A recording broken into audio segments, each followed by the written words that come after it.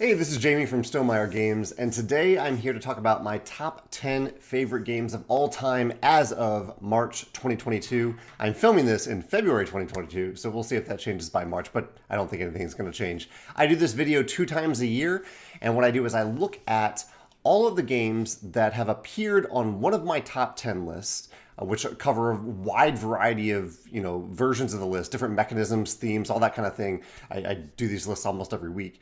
And I look at the top 2, and those are the games that are eligible to be considered for this top list of all time. Because I figure if a game hasn't ever made it to be number 1 or number 2 on any of those videos, then it shouldn't be my number 1 game right now. And then I kind of whittle it down into a couple different honorable mentions, and then a final top 10, and I rank that top 10 just based on how I'm feeling right now about these games. I don't include Stonemaier games in this list. While I do include those games in some lists, this is one list where I think I should leave them out. That's my company. I've designed half the games that we publish, and I'm involved in all the other games. So way too biased, I think, to include those games on this list. But I love the games that Stonemaier Games, my company, makes. And I also don't include any campaign games on this list. I've had some incredible experiences with campaign games, and I truly love them. But for this style of list, I like to think about games that I want to get to the table over and over again. And once I've played through a campaign game, it's exceedingly rare that I want to play through that campaign again. So these are all games. These are all non-campaign games. I have other lists that you can check out if you want to see my favorite campaign games. Let's start out first with honorable mentions. Honorable mentions include A Feast for Odin, Azul Summer Pavilion, Fantasy Realms, Hanamikoji, Just One, On Tour, Parks, Patchwork, and Scotland Yard. And then as I whittled down this list, I came up with a list of some top honorable mentions, some games that came very, very close to making this top 10, but not quite. And right now at this moment, this could really change at any time, but this is how I'm feeling right now about these games. The top honorable mentions are Shards of Infinity, Castles of Mad King Ludwig, Mysterium Park, Sushi Roll, Tzolk'in, Lords of Waterdeep, and Space Base. So let's start with number 10 on the list, and that is the game Seven Wonders Duel. I do thanks to I was going to say thanks to the pandemic, thanks to vaccinations and whatnot, I have been able to play games with friends over the last year. But still, a lot of the games that I play are with Megan. We play 2-player games together all the time. And so having some great 2-player games, whether they're 2-player only games or games that play just really well at 2 players, is kind of a crucial part of my gaming experience right now. And Seven Wonders Duel is one of my favorite, if not at any given time, my favorite 2-player game, 2-player only game.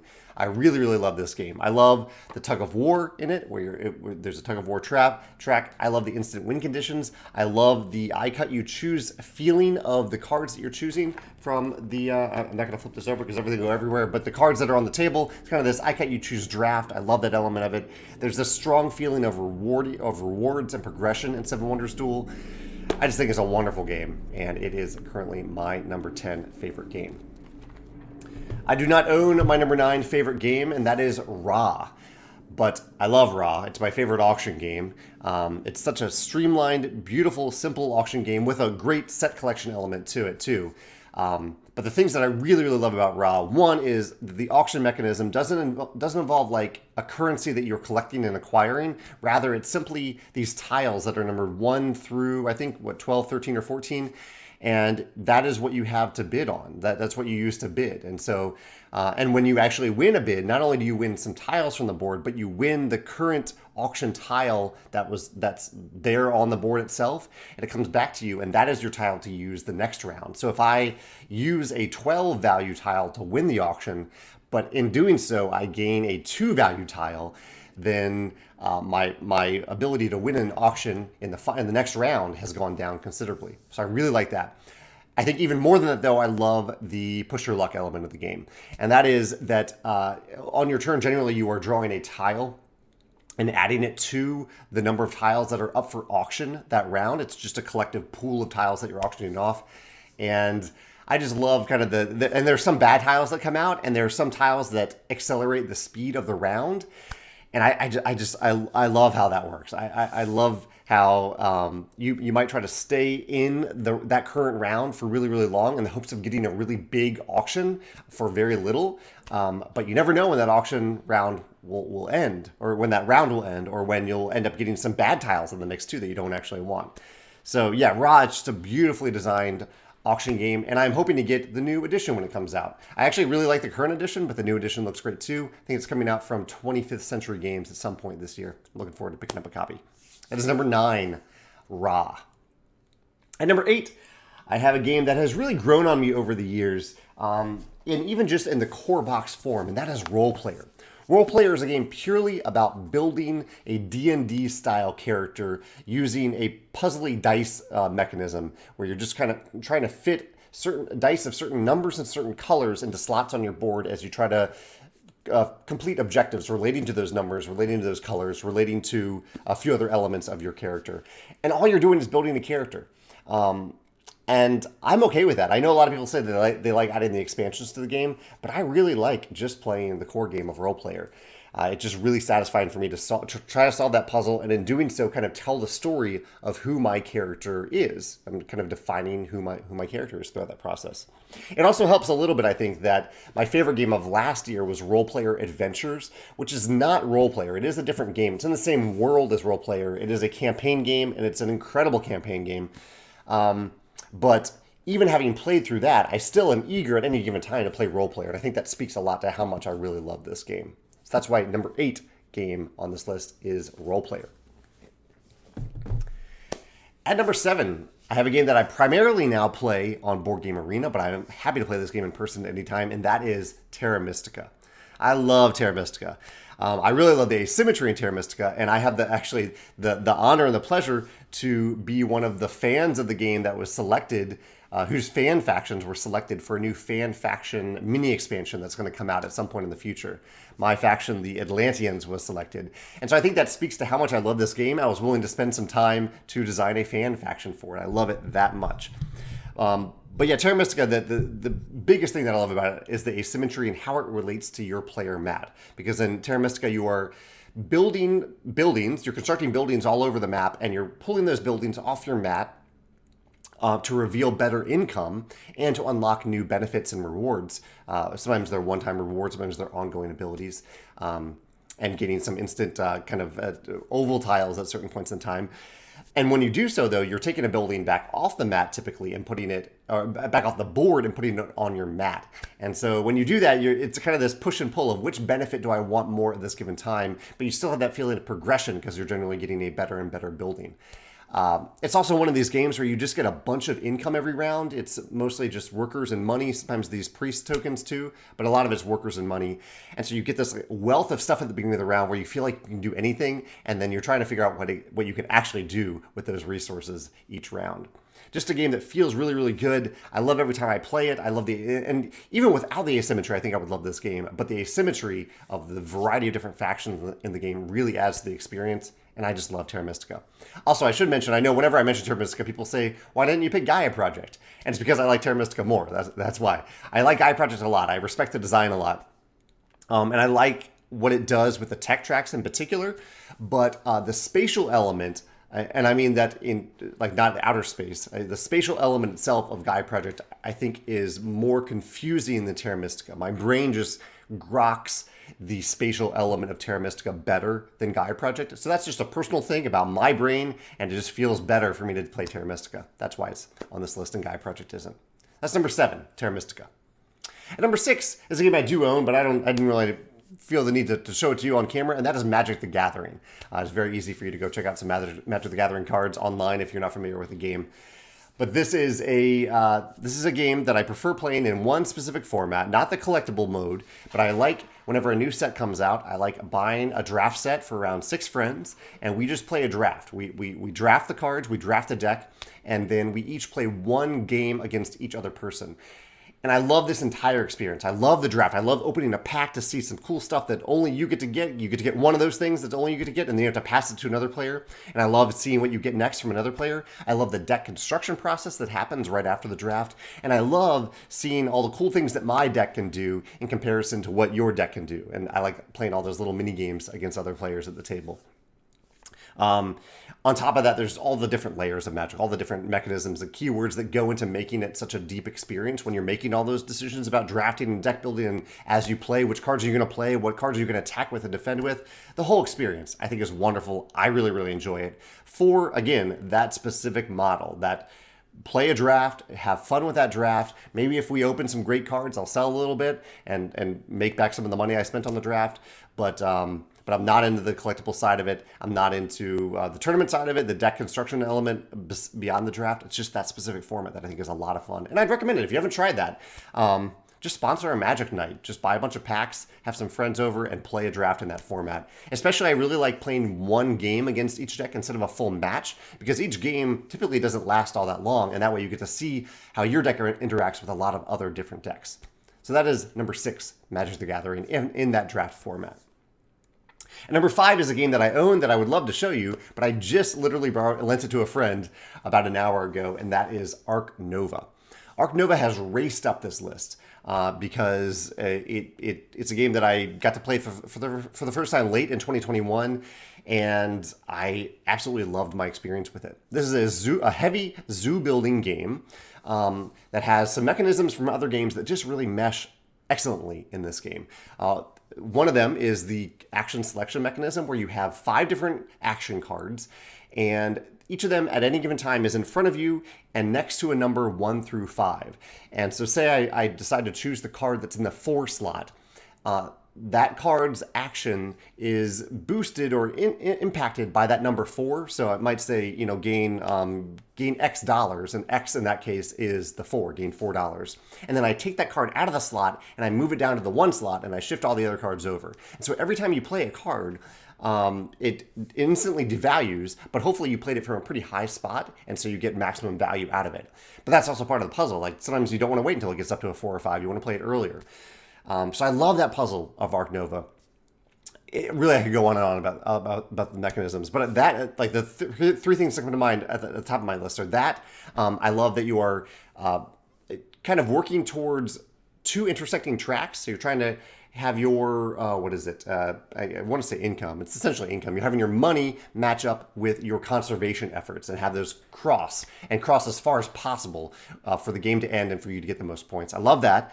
And I also love the sheer variety of cards in this game. There's so many different cards with different abilities, different costs, different ongoing benefits, passive and active, different endgame benefits. Just the sheer variety of cards in this game is incredible. And I love the different combinations of them that form. This is a deep game. This is a game that I want to continue to play for a long, long time, like Terra Mystica, and one that does take a little while to play, but the depth of it, the experience of it, the epic feel of it is worth it every time I play Ark Nova. And that's why it is number 5 on my list. It might be higher on this list in the future. And number 4, I have a lighter game than Ark Nova, but one that I still truly love, and that is the Isle of Cats. And you can tell I love cats because Walter's behind me right now. This is sponsored by my cat, Walter, down there. The Isle of Cats is a game about collecting cats on a ship, and those cats are in funny-looking polyomino shapes that you're trying to fit onto your ship to achieve different goals that you're drafting. So you're drafting all these cards, and among those cards are some goals. And those goals, hopefully, some of them, or not all the cards are goals. Some of the cards are goals, and some of the cards are just cats. Some of the cards are not exactly cats, but ways to get cats. Some of them are related to the fish that you can use to gain more cats. I'm explaining this game in a terrible way. Go watch a video about Isle of Cats if you want to learn about it. But it is a drafting game with polyominoes, and I love the combination of those 2 things. And I love the theme as well. And it's what I found is it's a really easy game to just sit down and play. Like, it doesn't take a lot for me to like retain how to play the game, and I found that's crucially important with the games that I play now. That the retention element is huge. If I have to feel like I need to relearn a game to play it, even a game that I love, if I haven't played it in a few months, that's going to be a deterrent for me to get it to the table. But whenever I think about Isle of Cats, I know that the game makes it so easy for me to retain everything I know about it and to get into a game and even teach new players how to play a game and for them to have a satisfying experience. And that's key for me for a game that I really, really love. And that's why Isle of Cats is so high up on this list at number 4. And number 3, I had this game in a giant box, and that is Clank.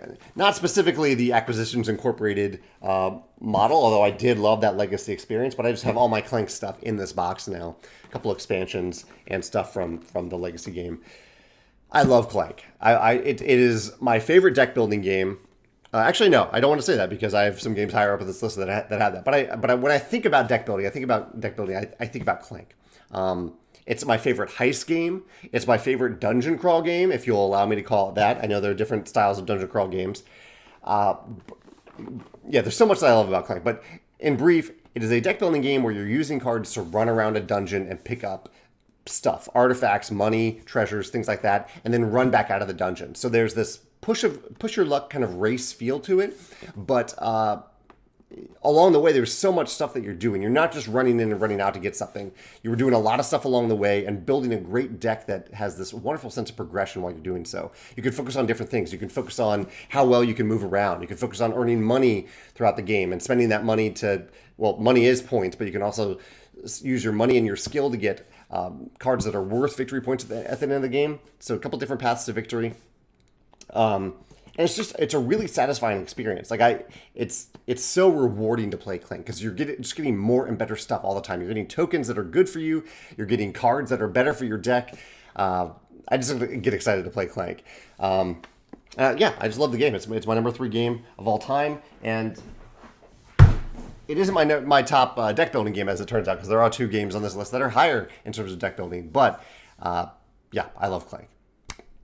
And number 2 on the list is the Quacks of Quedlinburg. I would own this game, but a friend owns a really, really nice decked out version, so I generally play with that game. But it's another game that I think of kind of like Isle of Cats, where it is a game that I just kind of fall into. I can relax into the Quacks of Quedlinburg and still have a wonderfully satisfying experience.